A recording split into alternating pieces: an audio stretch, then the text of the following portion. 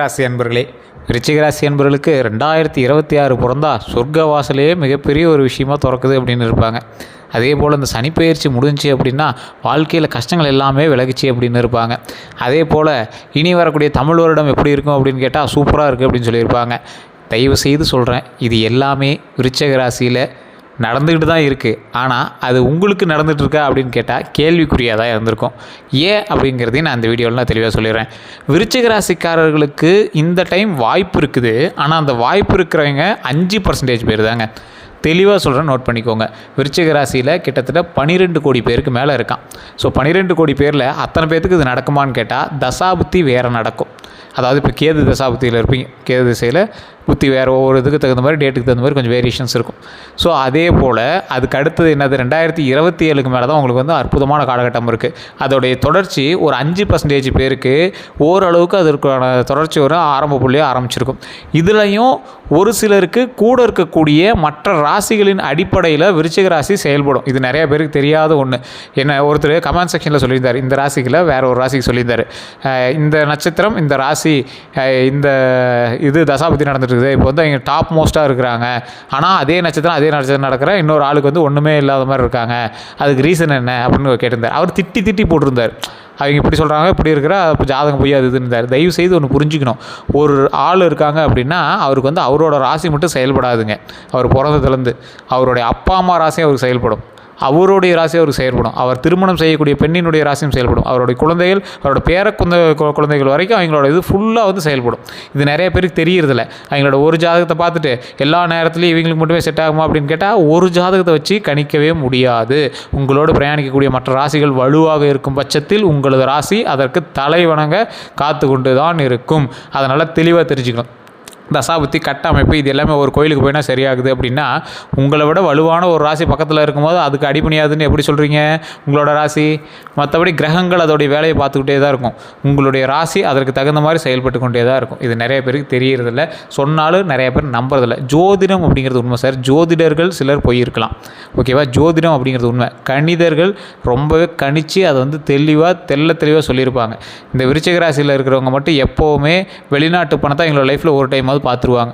விருச்சிக ராசியில் இருக்கிறவங்க ஸ்ட்ரைட் ஃபார்வர்ட் பர்சன். இவன்லாம் போய் முன்னாடி நின்று ஒருத்தன்கிட்ட இப்படி தான் பண்ணுவேன்னு சொன்னால் அவன் பல கோடி ரூபா செலவு பண்ணி கூட அவன் அதுக்கு தகுந்த மாதிரி ஏதாவது ஒன்று பண்ணணும்னு நினைப்பானே தவிர வீம்பு பிடிச்சவர் அப்படின்னு தான் சொல்லணும். ஸ்ட்ரைட் ஃபார்வர்ட் பர்சன் அப்படின்னு தான் சொல்லணுமே தவிர இவர் ஒரு ஃப்ராடு பண்ணிட்டாரு, இவர் இப்படி பண்ணிட்டாரு, அதுக்கு எந்த ரெமெடியும் பண்ணல அப்படின்னு ஒரு வார்த்தை கூட இவர் தப்பாக சொல்ல முடியாது.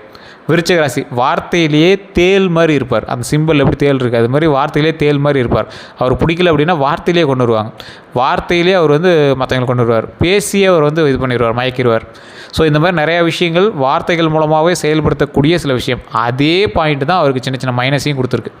வார்த்தைகளில் கவனம் செலுத்தாத பட்சத்தில் அவருக்கு வர வேண்டிய சின்ன விஷயங்கள் கொஞ்சம் தள்ளி இருக்கிறதுக்கான காரணங்கள் அவருடைய வார்த்தைகள் தான். இந்த ராசிக்காரர்கள் வாயுள்ள பிள்ளை பொழைச்சிக்கும்பாங்க பார்த்தீங்களா, அந்த மாதிரி விருச்சிக ராசிக்காரன் வாயுள்ள பிள்ளை பொழைச்சிக்கும். ஸோ எல்லா விஷயத்துலேயும் பாசம் அதிகமாக வைக்கக்கூடிய ஒரு ராசினாலும் விருச்சிகம் தான். எந்த அளவுக்கு கேடியோ அந்த அளவுக்கு பாசக்காரன் விருச்சிக ராசிக்காரன் தான்.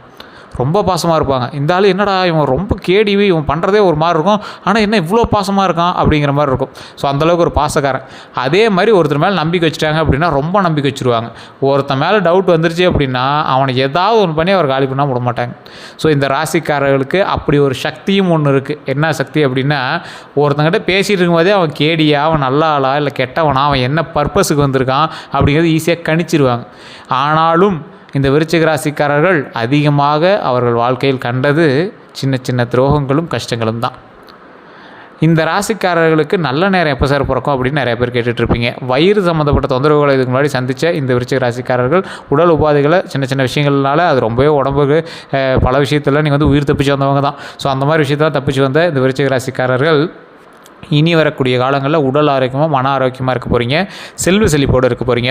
இந்த விருச்சிக ராசிக்காரர்களுக்கு கடந்த ஒரு 15 வருடங்களாக கஷ்டத்தை மட்டும்தான் அனுபவிச்சிருக்காங்க. என்ன பண்ணலாம், இதை பண்ணலாமா, அதை பண்ணலாமா, ஒரு தொழில் அப்படின்னு இந்த விருச்சிக ராசி சொல்ல முடியாது. விருச்சிக ராசிக்காரர் எப்பவுமே multi business man, multi ideology person. இவருடைய ஐடியா தான் வேலை செய்யும், இவர் இறங்கி வேலை செய்ய மாட்டார்.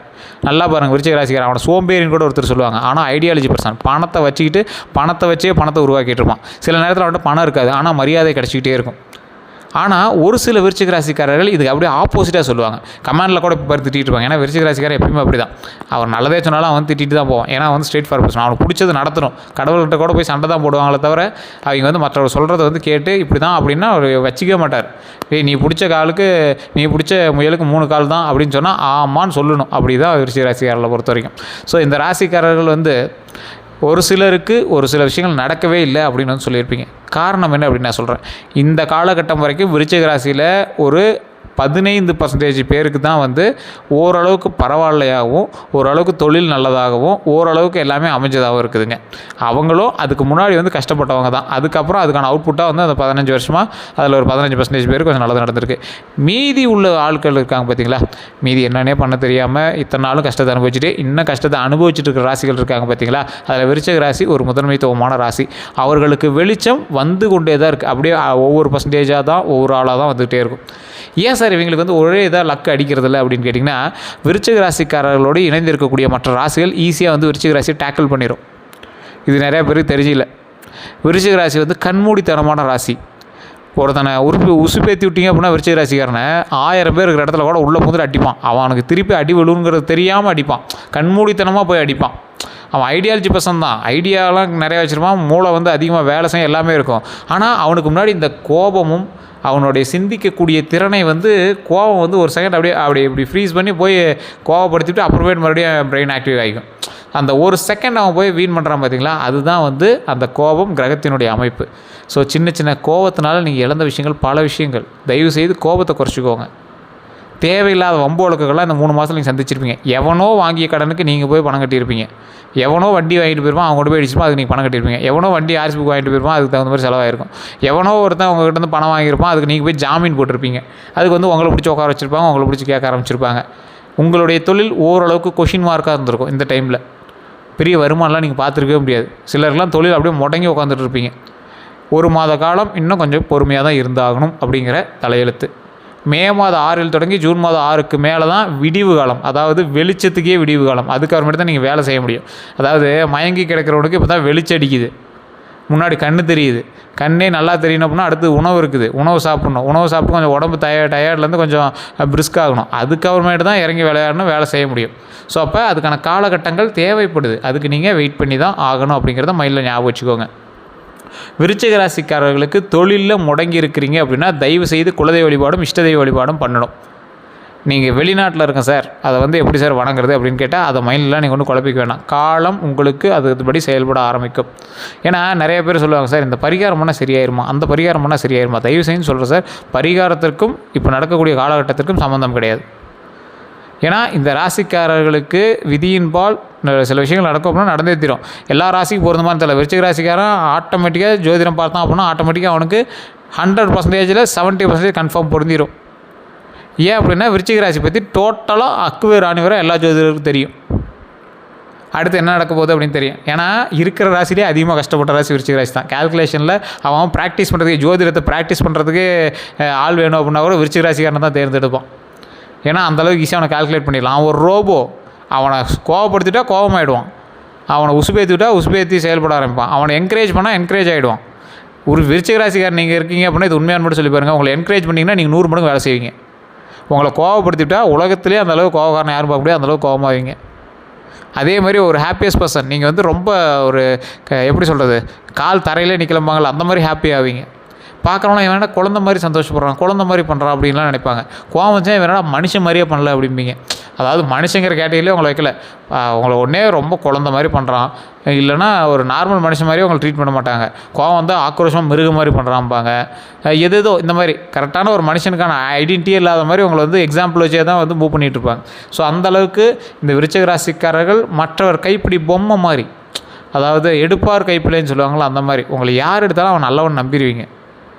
விருச்சிக ராசிக்காரனே சில பேர்லாம் டிமிக்கி அடிப்பான். ஸோ அவன்லாம் கொஞ்சம் பார்த்து ஓரளவுக்கு எச்சரிக்கையாக நடத்துங்க. உங்கள்கிட்ட வேலை பார்க்குறவங்கிட்ட கரெக்டாக வேலையை வாங்க. வேலை மந்தப்படுகிறது அப்படிங்கிறதா ஒரு விஷயம். அது வேலை மந்தமாகாமல் இருக்கணும் அப்படின்னா நீங்கள் சுறுசுறுப்பாக செயல்படணும். உங்களோட சுறுசுறுப்பு அந்த வேலை செய்கிறவங்கிட்ட பிரதிபலிக்கணும். அந்த மாதிரி நீங்கள் பண்ணும் பட்சத்தில் ஆட்டோமேட்டிக்காக வேலை சூடு பிடிக்க ஆரம்பிக்கும், வேலையில் வருமானம் வர ஆரம்பிக்கும், வேலை அப்படி மேலே பெருசாக ஆரம்பிக்கும். அதே போல் வேலைக்கு செல்லக்கூடிய விருச்சிக ராசிக்காரர்கள் நீங்கள் பிஸ்னஸ் பண்ணாமல் வேலைக்கு போய்ட்டுருக்கீங்க அப்படின்னா அந்த இடத்துல கொஞ்சம் கவனத்தை செலுத்துங்க.